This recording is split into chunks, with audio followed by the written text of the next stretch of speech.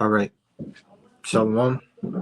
Before we start off, I'd like to first and foremost give all honor, glory, and praise unto our Heavenly Father and His only begotten Son, Yahweh, Bahashem, Yahweh Shai, Bahashem Rachak Kudash. Double honors to our apostles and elders of Great Millstone taught us the truth, and peace and blessings to the hopeful elect of the nation of Israel, which consists of the so-called Negroes, Latinos, Native Americans, as well as the Israelite foreigners scattered abroad. All right, and you know, quick lesson going into Acts the 10th chapter. All right, dealing with Cornelius, the centurion. You know, you have a lot of Christians out there that would misconstrue this chapter. All right, dealing with this individual Cornelius. All right, which as we're gonna get into, um, he was an Israelite. All right, he was an Israelite of the band called the Italian band. All right, which he was a centurion. You know, for the Romans. All right, and this is concerning the Gentile issue, which if you're in the spirit, you know, the Gentile issue isn't hard to understand, but the spirit has to be dealing with you in order to understand the Gentiles in the New Testament, right? Mhm. So if a brother could get that Amos 3 and 7. Come. This is the book of Amos, chapter 3 and verse 7. Surely the Lord power, Yahweh Bashem Yahushai, will do nothing, but he revealeth his secret unto his servants the prophets. Right, and the whole Gentile issue, you know, that's the secret. You know, not everybody is able to understand that, but again, that the spirit is dealing with you, it's not a hard thing to understand, you know. You see, back then when you had the Jews, the wicked scribes and Pharisees, you know, back then they didn't accept Yahushua. All right, and as a priest, you know, they thought themselves to be pretty much the gatekeepers of the kingdom of heaven, you Right. know, and you know they couldn't grasp or accept the fact that you would have Jews, all right, that were um speaking Greek and keeping Greek customs, you know, that could be grafted back into the nation of Israel, right? Right. Because remember you had those Jews that were scattered, Right. right? And ultimately, why the wicked scribes and Pharisees, you know, couldn't accept Yahushua or sought to kill Yahushua was because they were afraid of him. You know, Yeah. if you remember in his younger years, you know, he was going up in the temples and cutting those wicked priests, Yeah. right? Scribes and Pharisees, Right. you know, Yeah. And and as and, you, and they you got, thought brother, they thought themselves it was it had to be jealousy too because before Yahweh Shah came on the scene, they thought that they was the man. They thought that they had the law down to a T. So when Yahweh Shah came saying that okay, you guys don't have the full truth, they took it offensive. Like, who the hell are you? You a kid at that. So who the hell are you to tell us that? We don't know. We talking about who are you? When he said he was the king of the Jews, they took it offensive. Like, who the what? So that's why they said it was it was treason. Because like you coming against the government, you coming against what we saying, you know. So the same thing is happening this time, you know. But when you get on the topic of what this brother is talking about, it goes deeper than the color of your skin or where you grow up, because the Israelites were scattered everywhere. We were scattered all around the world, and that's why this Acts 10 is an important chapter. right? Keep going on. Um, yeah, you know, and them wicked scribes and Pharisees, man, certain of the Jews back then that didn't accept Yahushua, you know, they had stressed keeping the laws, you know, statutes and commandments was they themselves weren't keeping Right. to the T, you know. Which is why Yahushua was cutting them up and calling them hypocrites and so on, you know. And ultimately, they didn't want Yahushua to take their place, you know. And Yahushua, he was sent unto the foreigners and the Israelite Gentiles because the Jews rejected him. Mm-hmm. But Well, it's we can grab the Acts 10 from the top. gone. So this 10 starting. There was a certain man, Caesarea, called Cornelius, a centurion of the Italian, devout man, and one that feared Yahweh with all his, which gave much alms to the people and prayed to Yahweh all the way. Right. And when you deal with when you go back to Acts the 7th chapter and the seventh verse, remember you had the four beasts, the fourth being dreadful and terrible and strong exceedingly, but it also says how it was diverse from all the beasts that were before it.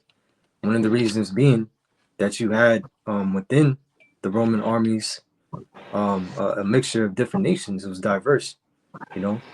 Yeah. And what you come to find out is that amongst those various nations that were in the Roman armies, you had Jake amongst them, you know.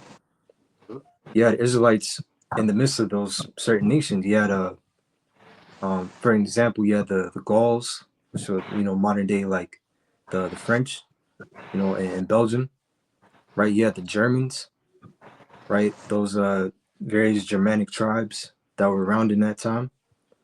The Hispanians of Spain and so forth, you know, as well as, you know, when we read in this chapter, it said he was a centurion of the band called the Italian band.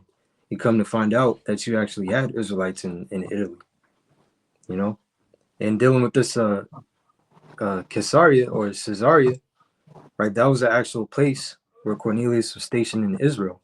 It was a harbor city. You know, it was built by Herod the Great in 22. They say about 22 to 10 BC, right? And it was a port city that was named after Augustus. But you had Romans and Greeks in that place as well, right? So he was actually stationed in Israel, right? And again, he was a Roman centurion of a band called the Italian band, right? And to prove that you actually had Israelites in Italy, you know, there's different accounts in the scriptures. All right. If a brother could hold Hebrews the 13th chapter and 23rd verse. Con, I'm there. This is the book of Hebrews, chapter 13, and verse 23. Know ye that our brother Timothy is set at liberty, with whom, if he comes shortly, I will see you. Right. And this Timothy, all right, which was the disciple of Yahushua, his father would have been considered a Gentile, an Israelite foreigner, right? Or a Grecian or a Hellenista, right? Because he was following the customs of the heathen, right? And this is why the history dealing with the Hellenization period is so important, because really to understand why you had the whole Gentile, you know, the whole Gentiles in the New Testament, you have to go through that history, you know. Going back to the reign of Esau during the Greek Empire, you had Alexander's generals, um, Ptolemy, namely Ptolemy and Seleucus, right? They were largely, you know, responsible for our people being scattered in different parts of their empires, right? Which Ptolemy the first, he actually took our people to Alexandria, Egypt, Yep. right? Yep. And he was enticing them to keep Hellenistic ways, which a lot of our people, they actually willingly accepted those ways. Yep. But you have examples, all right? You can read a bit of that history in I believe in the Josephus, the works of Josephus. He was a Jew himself. But you know, in a lot of examples, they actually coerced our people into keeping those ways. That's why when you read of Antiochus Epiphanes out of the Seleucid Empire, he actually forced our people into those customs, you know, to where, you know, it was unlawful for ourselves to call ourselves Jews, you know, and keep the ways of Yahweh Bashem El Shai, all right? And doing so was punishable by death, you know? But that's why you would have all these Israelite foreigners scattered in those various Greek influenced cities, those various Greek city states. And then when you have the Roman Empire, they took over those Greek city states. You know, Ephesus and Colossus and Athens, you know, Corinth and so on, right? You had our people calling themselves Greeks and keeping the customs of the Greeks, right? If a brother can pull up Acts the 16th chapter, because this Timothy, again, his father was keeping the customs of the Greeks, but his mother was a Jewess. She actually believed, and she was keeping the law, statutes, and commandments of Yahweh Bashem Shai, right?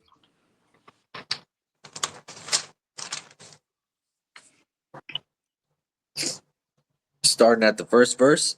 Yeah, Come, this is the book of Acts, chapter 16 and verse 1.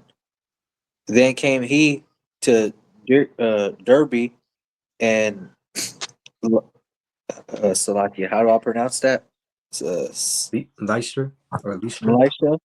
And behold, a certain disciple was there named Timotheus, the son of a centurion woman, which was a Jew, and believed, but his father was a Greek. right? It said he was the son of a certain woman, which was a Jewish, and it believed, but his father was a Greek, right? And dealing with Derbe and Lystra, those two places were in Asia Minor, which would be modern day Turkey and north of the Taurus Mountains. But going back into the history, Seleucus the First, he had control of those territories, right? And being also a ruler over Syria, Mesopotamia, where you have modern day Iraq and Iran and Azerbaijan and so on, right? It isn't hard to imagine that you would have Israelites scattered throughout his empire, you know? Mhm. Continue on. Which was well reported of by the brethren that there were at Lystra and Iconium. Him would Paul have to go forth with him, and took him and circumcised him because of the Jews which were in those quarters, for they knew all that his father was a Greek. Right. But yeah, you can stop there just to prove that you would have Timothy's father, which was Greek. Nevertheless, he was an Israelite, keeping the customs of the Greeks. All right. But if a brother can hold Hebrews 13 and 24. Con. The book of Hebrews, chapter 13 and verse 24. Salute all them that have rule over you, and all the saints. They of Italy salute you. Right. And when you read this in the NLT translation, it says the believers from Italy send you greetings, which shows you that of those believers, of course, there were Israelites. You had Israelites in Italy during that time. All right. I got one right here. This is Acts 18 and 2. And found a certain man, and found a certain Jew, Achaia, which I believe in Latin means eagle, right? Born Pontus, lately come from Italy with his wife Priscilla, because that Claudius had commanded all Jews to depart from Rome, and came unto them. All right, which that did happen. Claudius Caesar, was it? He actually expelled the Jews from Rome. I believe they were saying to quell rebellions in the empire during that time. But it just goes to show you that you had Israelites that were there and that were scattered everywhere, right, including Italy. So when you deal with Cornelius, again, he was a centurion from the band called the Italian band. He was an Israelite. All right, we could jump back to the Acts, starting at verse 2. This is Acts 10, 2. A devout man and one that feared Yahweh with all his house. Gave much alms to the people and prayed to Yahweh always. And for this man that actually feared the Most High would mean that he was keeping the law, statutes, and commandments, right, Yep. which were only given to the nation of Israel, right? Yep. And he saw in a vision, evidently about the ninth hour of the day, an angel of Yahweh coming in to him and saying unto him, Cornelius. And when he looked on him, he was afraid and said, What is it, Lord? And he said unto him, The prayers in thine alms are come up for a memorial before Yahweh. Right. And the scriptures say how the prayers of the wicked are an abomination to the Most High. Yep. So this man would have had to be an Israelite, because again, it said he was a devout man and one that feared the Most High and prayed always, right? Which is a show of faith. All right, I have a scripture here. Ecclesiastes 12 and 13. Let us hear the conclusion of the whole matter. Fear the Most High and keep his commandments, for this is the whole duty of man. That word for fear in the Hebrew is yirah. It says to fear, be afraid, revere, respect, and honor. And it says that Cornelius was a devout man, which in the Greek, that word there would have been Eusebius. It says pious and dutiful, right? Godly, well revering. Or in other words, he was a saint, right? Mhm. God, but now we could jump into the vision of Peter. And when you read the verses above, it goes into how Cornelius he received the vision, all right, and was instructed to send men to Joppa and call up Peter, that is the apostle, right? As we read, yeah, we can start at that verse 10. This is Acts 10:5. Now send men to Joppa and call for one Simon, whose surname is Peter. He lodged with one Simon a tanner, whose house is by the seaside. He should tell thee what thou oughtest to do. And when the angel which spake unto Cornelius was departed, he of his household servants, and a devout soldier of them that waited on him continually. And when he had declared all these things unto them, he sent them to Joppa.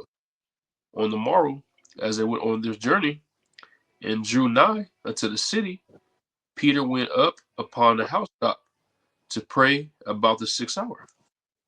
And he became very hungry, and would have eaten, but while they made ready, he fell into a trance, and saw heaven opened, and a certain vessel descended unto him. There had been a great sheet knit at the four corners, and let down to the earth. Now that great vessel is dealing with the representation for the nation of Israel, right? And where it says it was knit at the four corners, representing the four corners of the earth, north, south, west, and east. All right, where you have the Israelite foreigners scattered all abroad, right? Can a brother hold 2 Timothy 2 and 20? Con.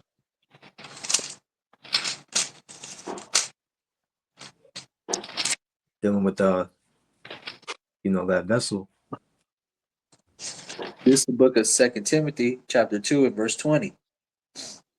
But in a great house there are not only vessels of gold and of silver, but also of wood and of earth, and some of honor and some to dishonor.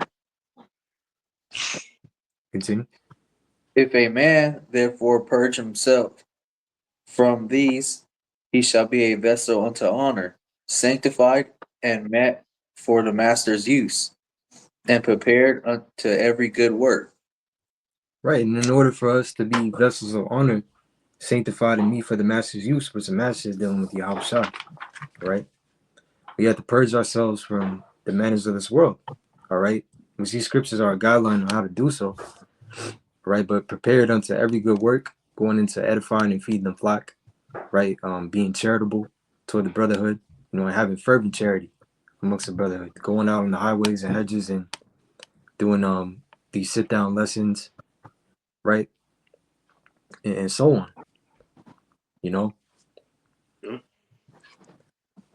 Which back then you had those Israelites that may not have looked like Israelites that were aforetime keeping the customs of the Greeks and doing after the ways of the heathen. When they were being preached to, they were cleansed through the word, right? And putting off those ways. Let me bring something out.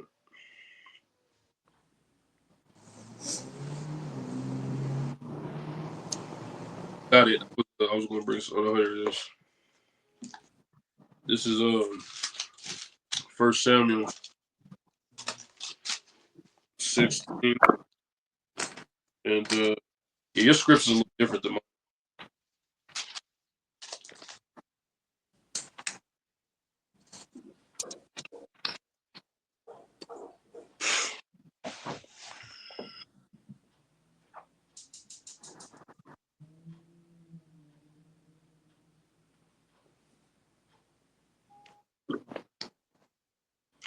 We could go back to Acts. Yours is a little different than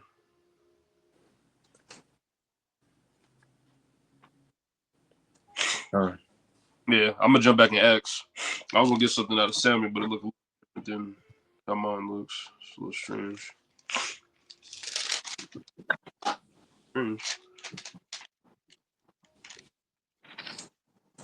Make sure before I jump back in it though.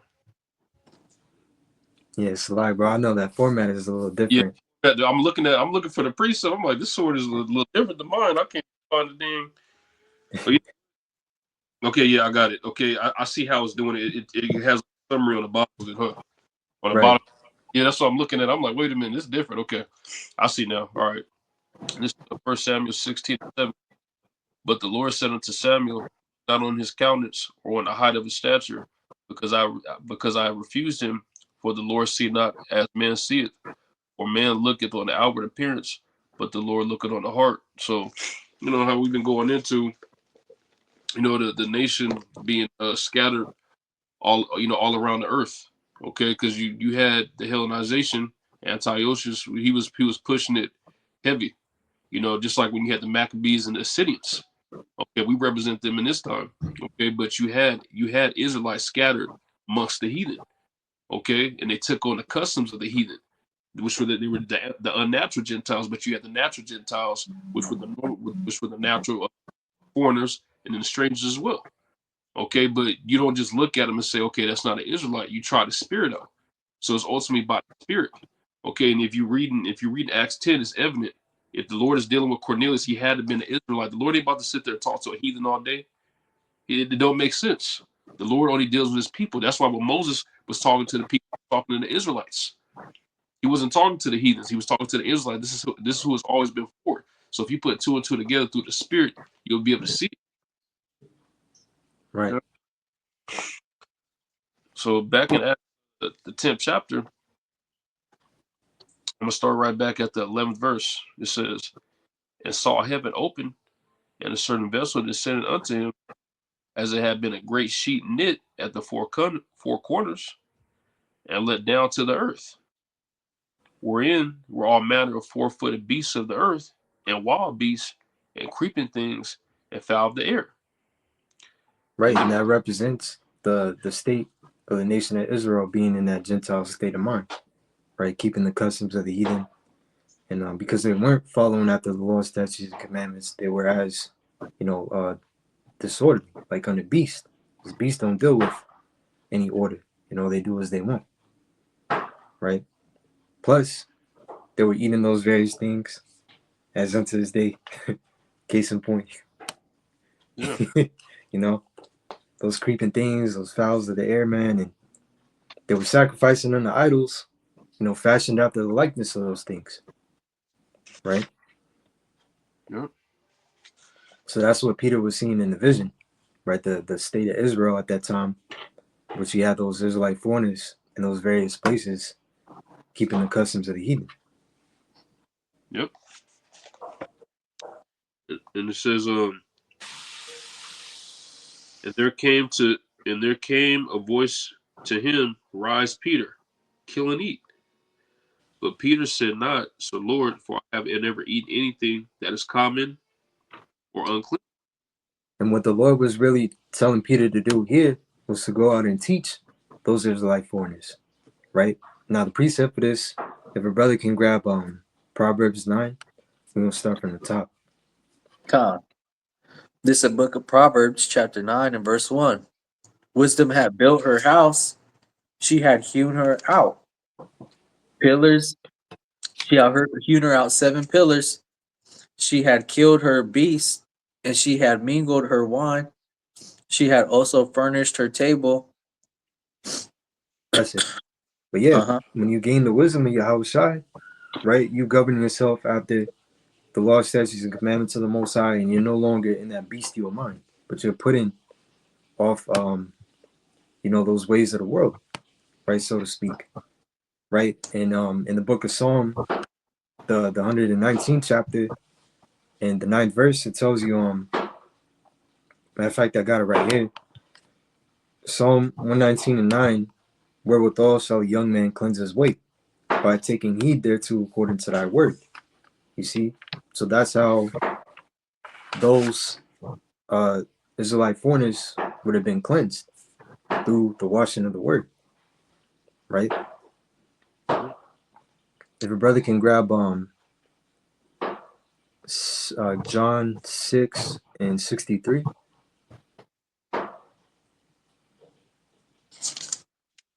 This is the book of St. John, chapter 6, and verse 63.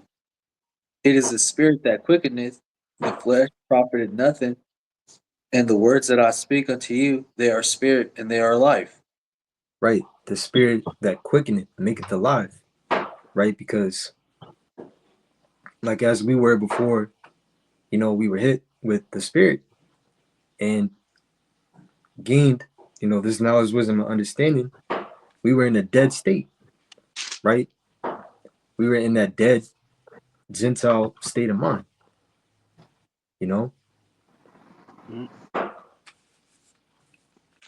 Let's see. Brother got a precept? I was gonna jump back into the Acts. I was looking for something. I got used to this. I could say, when you got the spirit of Yahweh Bashem Yahushai, when you put away that beastly nature, you try to govern yourself by the ways of the law, statutes, and commandments, and only a real one who goes back to the seed of Abraham, Isaac, and Jacob could really do these things, because Right. heathen is gonna do it, Esau, of course, ain't gonna do it because he's not built that way, only the children of Israel, being you may look a certain way, not look like a so-called black man, but if you got the spirit of an Israelite, that spirit of Yahweh Bashem Yahushai, then hey, ultimately you're gonna put that beastly nature and you gonna, live that's a way that's pleasing to Yahweh Bashem Yahushai, Right. It's all about faith in Yahweh, man. Because, like we had went into earlier, the scribes and Pharisees, they made it all about the law, No. I'm gonna get this. This is 1 Corinthians 2 and 10. But Yahweh have revealed them to us by his spirit, for the spirit searching all things, yet the things yet the Yahweh. For what man knoweth the things of a man? Okay? Because it takes a Rakakodash to be able to break these things down and understand it. Okay, if you're a heathen, how's the Rakakodash even dealing with you? Okay, you have to be an Israelite to be able to understand this truth. Okay? And it says, for what man knoweth the things of a man, say the spirit of a man, which is in him. Even so, the things of Yahweh knoweth no man, but the spirit of Yahweh. Okay? Everybody wants to read the scriptures at the face value. Well, why would Paul be talking to them if they're heathens, if they're Gentiles? Okay? Why would Peter be, dealing with Cornelius if he's a heathen or he's a Gentile? You got to look past that and look at what the spirit is saying. Reason why they were dealing with each other. He had to be an Israelite. Period. right? Okay? The disciples ain't about to just be sitting in somebody's face trying to convert Moab. You could, if you keep the high holy days, we're not about to do it. Okay, even though we're going to rule the kingdom in righteousness, everybody going to be in order. That's not what right now. We're here to reflect. And it was going on back then too. You had Israelites that look like other nations. You could have an Israelite in Greece that don't look, have no black spot on them. But you could try a spirit out. Try a spirit. Okay, that is a Jake. But the spirit has to reveal to you again. It's not black and white. It's not carnal. It's everything of the Rakakodash. So going back to Acts 10, I'm gonna start at the let's see, the 13th verse. Acts 10, 13. And there came a question from Peter, but Peter said, for I have never eaten anything that is common or unclean. And the voice spake unto him again the second time. Well, Yahweh had cleansed that called not thou common.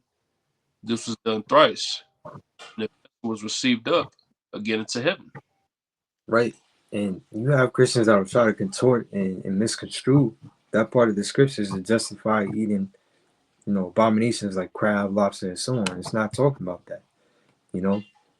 But it was actually, this chapter was dealing with those Israelites that were scattered, right? Those foreigners that were in that Gentile state of mind, all right? And the Most High was telling Peter to go out and teach them, right? Hence, when he says, with the Most High cleansed, that calling out that were common, right? Or unclean, because they could be cleansed through the washing of the word.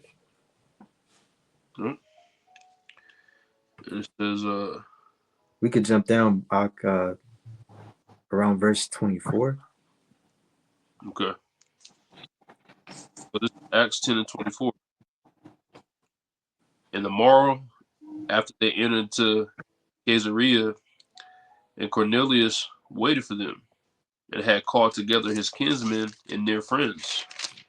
Right, and of his kinsmen and near friends, they would have had to be Israelites also, all right? Also, which believed among them, Yeah.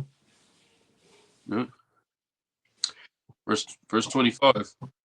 And as Peter was coming in, Cornelius met him and fell down at his feet and worshipped him. But Peter took him up and stand up. I myself also am.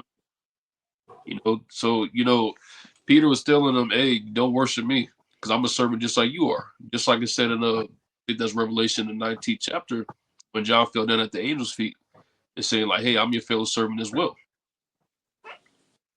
And it says, verse 27, and as he talked with them, he went in and found many that were come together. And he said unto them, ye know how that it is an unlawful thing for a man that is a Jew to keep company or come unto one of another nation. But Yahweh has showed me that I should not call any man common or unclean. Right, and dealing with common and unclean, which common, kinos in the Greek, it deals with those that were, something unhallowed, profane, Levitically unclean, right? And unclean, right there in the Greek is agathartos, which is not cleansed, unclean in a ceremonial sense, that which must be abstained from according to the Levitical law. It says in a moral sense, unclean in thought or life, right? But again, those Israelite foreigners and so-called Gentiles were keeping the customs of the Greeks and the heathen, man. Calling themselves after those heathen nations, Greeks and so forth, right? But would be cleansed through the washing of the word and brought back to the true heritage of the nation of Israel, right? And this was known amongst the Jews back then. They knew about the Israelite foreigners, right? They knew that you had Israelites scattered and dispersed throughout those various nations, but what they believed was that they couldn't be brought back into the fold, into the circumcision, right? So they would have deemed Cornelius a castaway, even though he had a good report amongst the Jews. He was an Israelite that believed, you know. Yeah. And when you deal with where it says one of another nation, that word there in the Greek is alophilos, which is foreign of another nation. But when you exhaust it to its root word, you have that word allos, which is other of another. And you exhaust it further into the root word phili, which is a tribe. And it says in the New Testament, all the persons descending of one of the 12 sons of the patriarch Jacob, right? So that's dealing with, from one of the 12 tribes of Israel that became a stranger, right? And how they became strangers was through the scattering, through the dispersion, us being scattered into those various Greek city-states, even as far as Turkey, back then, Asia Minor, Anatolia, all those nearby places, and then Gaul, Hispania, right? Italy, modern day France, Germany, all those various places, you know? Mm. And that all links up with Romans 11th chapter and the 11th verse on down where it speaks of the wild olive tree. We became as a wild olive tree, where some of the branches were broken off, right? Representing those Israelites, man, that, fell away, right, so to speak. And you had the wicked Jews back then that were boasting over those wicked Jews of the circumcision that were boasting against those that were broken away, you know? Matter of fact, if we can just get that Romans 11 and 11, Babusha. Con, this is the book of Romans, chapter 11 and verse 11. I say then, have they stumbled that they shall fall? Yahweh forbid. For rather, through their fall, salvation is come unto the Gentiles, for to provoke them to jealousy. Right, and Now, this is something, Salaki, this was something that, they would have stumbled at, the whole Israelite foreigner Gentile issue, you know, which they rejected those foreigners back then, and Yahushai, right? Con. Now, if the fall of them be the riches of the world, and the decimating of them riches of the Gentiles, how much more their fullness? For I speak to the Gentiles, inasmuch as I am an apostle of the Gentiles, I magnify mine office. Right. If by Okan. Oh yeah, I was gonna say, it said his office was magnified, because Apostle Paul, he was out there, man. He was going to those various places, man. You know, traveling and teaching those Israelites that were scattered in those various places. You know, Bob Shah, you could jump down to verse 16. Con. This is the book of Romans, chapter 11, and verse 16. For if the first fruits be holy, the lump is also holy. And if the root be holy, so are the branches. And if some branches, and if some of the branches be broken off, and thou, being a wild olive tree, were grafted in among them, and with them partake of the fruits and fatness of the olive tree, boast not against the branches, but if thou boastest, thou bearest not the root, Right, but the root of thee. right. Which when you deal with verse 16, that root goes into Judah, Benjamin, and Levi, right? And now the branches that were broken off could deal with the Israelite foreigners that were broken off, and as it says, as a wild olive tree. But it's through Yahushua that they were grafted back in to the nation of Israel. You know, Yep. hence going back to Acts, the 10th chapter, when it says, "Call no man common or clean, because could be cleansed through that word, right? Through the teaching, all right, of Yahweh Bashem Shah." And if a brother can grab Ephesians 5 and 26, we'll just close off with that.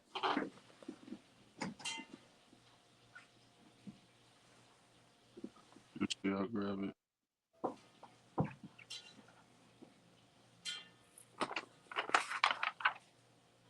I got it. This is Ephesians 5 and 26. That he sanctify and cleanse the washing of the water by the word, that he might present it to himself